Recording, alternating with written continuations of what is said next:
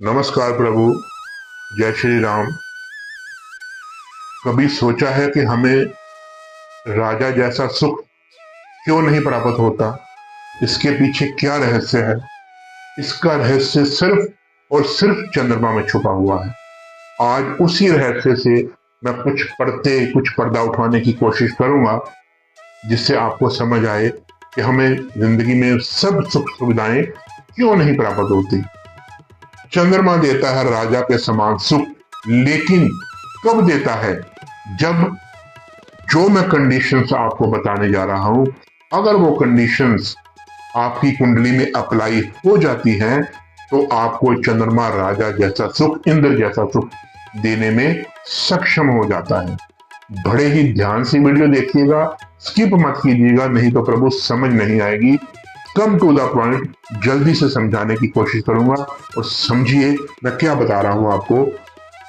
सबसे पहली बात प्रभु ये है कि जब चंद्रमा आपकी फेवर में होता है, जो मैं कंडीशन बता रहा हूं, अगर वो आपकी कुंडली में अप्लाई हो गई, तो मेन चीजें होंगी क्या? आप रूपवान होंगे, आप यौवनवान होंगे, आप सुंदर होंगे, आप अट्रैक्टिव होंगे, आपकी वाणी अट्रैक्टिव होगी, आपके पास संसार के समस्त सुख होंगे, आपके पास सबसे बड़ी बात मन का चैन और मन का सुख होगा, जो बड़े बड़ों के पास भी नहीं है। दौलत तो हो सकती है, लेकिन मन का सुख, मन का चैन नहीं होगा। जब ये दोनों चीजें मिल जाती हैं, धन, संपदा, सुख और मन की शांति, तो इंसान उस वक्त इंद्र के समान भोग भोगता है। उसी कंडीशन को मैं आज बताने जा रहा हूं। अगर आपकी कुंडली में वो हुई, तो आपको जो है वो समस्त जो है वो सुख मिलने शुरू हो जाएंगे। एक बात याद रखिएगा, अगर चंद्रमा आपका साथ दे तो तकदीर भी आपको सलाम करती है। ये बात हमेशा याद रखिएगा। तकदीर सलाम कैसे करती है, आइए मैं आपको बताता हूँ। शॉर्ट से समझाने की कोशिश करूंगा। जैसे आप अपनी जन्म कुंडली निकालिए, उसके साथ मैच कीजिए ये बातें। मैंने 2 कुंडलियां बनाई हैं, दोनों चंद्रमा पे ही हैं। अगर आपकी कुंडली में चंद्रमा की कर्क राशि 4 नंबर राशि पहले घर में, दूसरे घर में, चौथे घर में, 5वें घर में, 7वें घर में, 9वें घर में, 10वें घर में और 11वें घर में लिखी हुई है, इनमें से किसी भी घर में लिखी हुई है, सबसे पहला आपका प्लस पॉइंट यहां से शुरू हो गया। दूसरा, इन्हीं घरों में जहां पे 4 नंबर राशि आपकी लिखी होगी, इन्हीं घरों में कहीं पे भी आपकी 4 नंबर राशि जहां पे भी लिखी हुई है, और वहां पे अगर चंद्रमा बैठ जाते हैं, राशि में बैठ जाते हैं, मतलब जहां पे भी 8 घरों में कहीं भी 4 नंबर राशि लिखी है, अगर चंद्रमा वहां पे विराजमान हो जाते हैं, और इसके अलावा जिस घर में 4 नंबर राशि लिखी हुई है, उस घर में अगर चंद्रमा नहीं विराजते, तो उसके अलावा बाकी जो 7 घर बचे हुए हैं, उसमें चंद्रमा विराज जाते हैं। ठीक है, बात समझ गए ना? 1 2 3 4 5 6 7 8 8 घरों में, जैसे में ये 8 घर ही देख रहे हैं, जैसे 8 घरों में किसी एक घर में चंद्रमा की राशि लिखी होगी, 4 नंबर राशि, अगर उसी राशि में चंद्रमा साथ में बैठ जाते हैं, राशि के साथ बैठ जाते हैं, अति उत्तम फल देंगे। लेकिन अगर उस राशि के साथ नहीं बैठते, राशि कहीं पे भी घर पे लिखी हो, उसके अलावा किन्हीं 7 घरों में बैठ जाते हैं, अकेले चंद्रमा बैठ जाते हैं। मान लीजिए आपकी चंद्रमा की 4 नंबर राशि यहां लिखी हुई है, तो चंद्रमा आपके यहां बैठ जाते हैं। बस ये 2 कंडीशन आपको समझनी है। अगर आपकी राशि के स्वामी बन जाते हैं, आपकी राशि के साथ ही बैठ जाते हैं। अगर आपकी राशि के साथ नहीं बैठते, उनके अलावा जो बाकी 7 घर बचे हुए हैं, उनमें चंद्रमा विराजमान हो जाते हैं, तो ये सोने पे सुहागा है। ये कंडीशन अति उत्तम अप्लाई हो जाती है।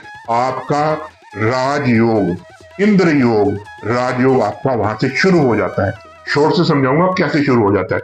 मान लीजिए कि आपके 9 नंबर घर में 4 नंबर राशि लिखी हुई है, यहां पे चंद्रमा विराजमान हो गए हैं, आपके भाग्य के स्वामी आपके भाग्य में ही बैठ गए हैं, अति उत्तम फल देंगे। मान लीजिए कि 4 नंबर राशि यहां पे लिखी हुई है, लेकिन आपके चंद्रमा चौथे घर में बैठ गए हैं, जाके सुख भाव में समस्त सुख गाड़ियां, बंगले, भूमि, भवन, वाहन, समस्त भौतिक सुख, समस्त ऐश्वर्य, समस्त आराम, माता का सुख, हर तरह से घर का चैन, मन का चैन, सभी कुछ आपको मिलेगा।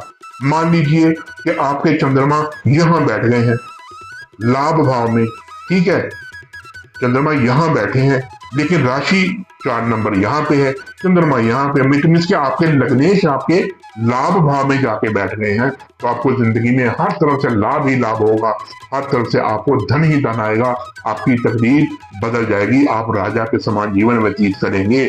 आशा है आपको ये सूत्र समझ आ गया होगा कि चंद्रमा की राशि जहां पे लिखी हुई है इन 8 घरों में, अगर राशि के साथ ही चंद्रमा बैठ जाते हैं, अगर चंद्रमा अपनी राशि किसी भी घर में एक लिखी हो, अगर राशि के साथ नहीं बैठते, उसके अलावा जो 7 घर बचे हैं वहां पे बैठ जाते हैं, तो ये अति उत्तम धन योग, राजयोग, इंद्र योग बन जाता है। सबसे पहली कंडीशन तो ये है।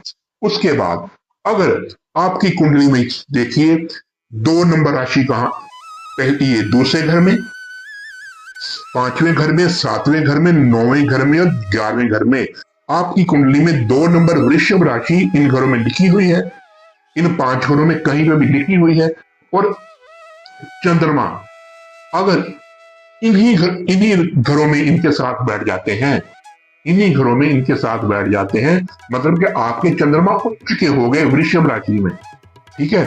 तो जब चंद्रमा आपके उच्च के होंगे तब भी आपको वो राजयोग, इंद्र योग जैसा फल देंगे, जैसा फल यहाँ पे दे रहे थे इससे भी उत्तम फल यहाँ पे देंगे, अगर कुंडली में ये कंडीशन अप्लाई है तो। दूसरे घर में 2 नंबर राशि, 5वें, 7वें, 9वें और 11वें घर में 2 नंबर राशि वृषभ राशि की है, और चंद्रमा वहीं पे उच्च के होके बैठे हुए हैं, और चंद्रमा उच्च के 3 अंश तक होते हैं, और 3 अंश के बाद वो थोड़ा सा डाउन हो जाते हैं, अगर 3 अंश तक हैं तो वो परम उच्च के हैं, ठीक है। ये 2 कंडीशन देख लीजिए, अगर तो 4 नंबर राशि में है या उच्च के हैं, अगर 4 नंबर राशि में नहीं है, इन घरों में कहीं बैठे हुए हैं तो भी ये कंडीशन अप्लाई हो जाती है।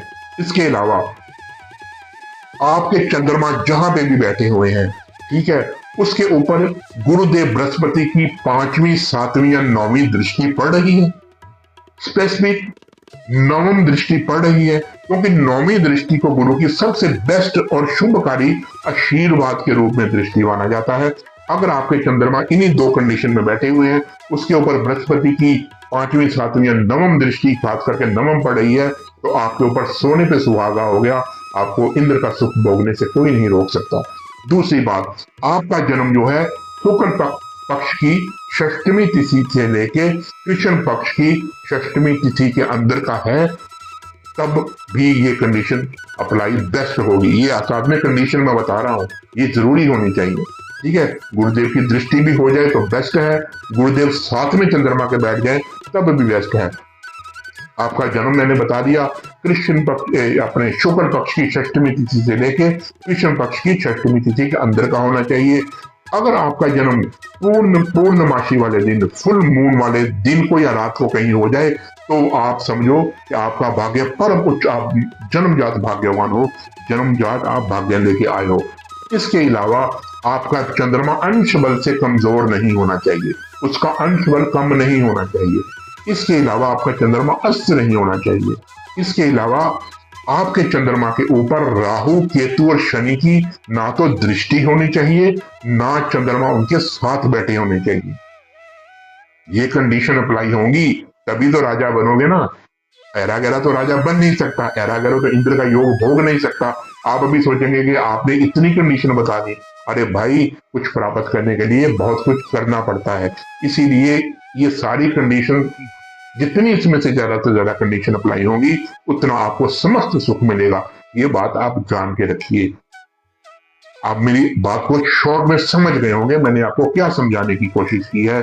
अगर ये सारी कंडीशन नेगेटिव कंडीशन नहीं होती, ठीक है, पॉजिटिव कंडीशन सारी हो जाती हैं, तो आप अपनी कुंडली उठा के देख लीजिए, आप एक राजा के समान सुखी व्यक्ति होंगे, आप एक इंद्र के समान सुखी व्यक्ति होंगे, खास करके पूरी जिंदगी रहेंगे। लेकिन जब चंद्रमा की महादशा और अंतरदशा जब आएगी तब तक आपका जीवन एकदम ऊपर हाई लेवल पे जाएगा। इसके अलावा अगर आप मैं 2-3 आपको बड़े ही अच्छे उपाय बताता हूं। आप गौ माता को, खास करके सफेद गौ माता को अपने आटे के पेड़े में छोटी सी आटे की गोली बना के उसमें चावल और मिश्री रख के अगर आप गौ माता को खिलाएंगे तो आपका भाग्य और चमकेगा, आपको जिंदगी में और सुख सुविधाएं मिलेगी, आप और इंद्र के समान जीवन व्यतीत करेंगे। दूसरा, जहां पे भी आप रात को सोते हैं, अपने बेडरूम में, आपके बेड के ऊपर, आपके कमरे में किसी तरह का अस्त व्यस्त सामान नहीं होना चाहिए। वेल डेकोरेट और सुंदर होना चाहिए, चाहे थोड़ा हो बहुत हो, कंडीशन वो नहीं है, लेकिन साफ स्वच्छ होना चाहिए। कमरे का एटमॉस्फेयर नीट एंड क्लीन होना चाहिए। इसके अलावा आप शिवलिंग के ऊपर कच्चे दूध का अभिषेक करें, चावल का अभिषेक करें, परम बेस्ट फल आपको मिलेंगे। इसके अलावा अपने हाथ कच्चे दूध से धोइए, अपने हाथों को कच्चे दूध से धोइए, उसका भी आपको परम फल मिलेगा।